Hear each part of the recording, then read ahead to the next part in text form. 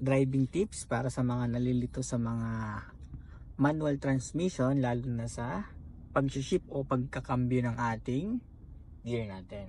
So tuturo ko sa inyo yung mga dapat yung gawin at hindi nyo dapat gawin kapag magpapalit kayo ng gear. First gear to reverse, kung anong mga dapat yung gawin at hindi nyo dapat gawin. So first gear, kailangan tapakan nyo lagi si clutch. Sasagad nyo lagi si clutch pag yung titipidin. Ang first gear, ito ay naka-neutral. Ang neutral na itulak sa kaliwa at na itulak sa kanan. Kaya mapapansin yung mga old na driver, kinakalog na lang. So sa inyo na yung kung kakalugin nyo o hindi. Pero okay lang naman kahit hindi kalugin. Ang iba naman na sure na kinakalog. So first gear, tulak kaliwa, taas. Tumatakbo ng first gear ng 0 to 20. So pag binalik nyo naman, isang baba lang siya. Yan ang first gear.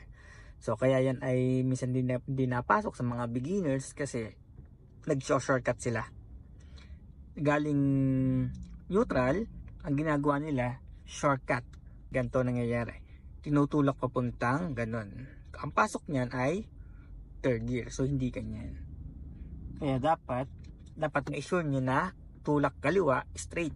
Tingnan nyo ang pagkaka-diagram nito. Straight kaliwa. Kaya yung kamay nyo mas okay nandito. So, straight kaliwa, then taas lang. Hindi yung straight kaliwa ay may gigil pa. Pag alam nyo lumapat na dito sa side ng left, taas nyo na siya. Yan ang first gear. So, second gear naman, ganun din. Tulak kaliwa, then hanggang baba.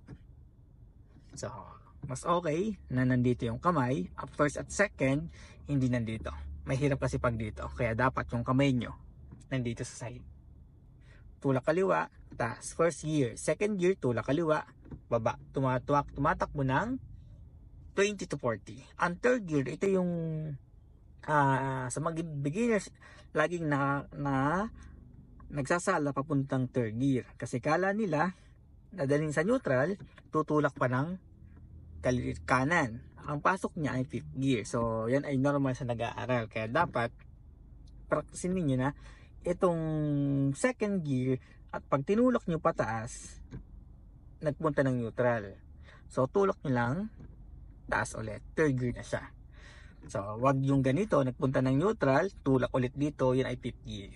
So, dapat tulak taas, then tulak ulit. Yan ang third gear. Tumatakbo ng 40 to 60. At ang fourth gear naman, baba, then baba ulit. Tumatakbo naman ng yan ng 60 to 80. At ang fifth gear, yan, neutral, straight pa kanan. Hindi yung shortcut na papunta doon. So, wag mag-shortcut, nag-islan. Straight pa kanan, then taas. Yan ang fifth gear. So, bawal mag-reverse sa naka-gear. So, dapat neutral muna. Balik sa neutral, tulak pa kanan, baba. Yan ang reverse. Same lang ng takbo ng first gear, 0 to 20.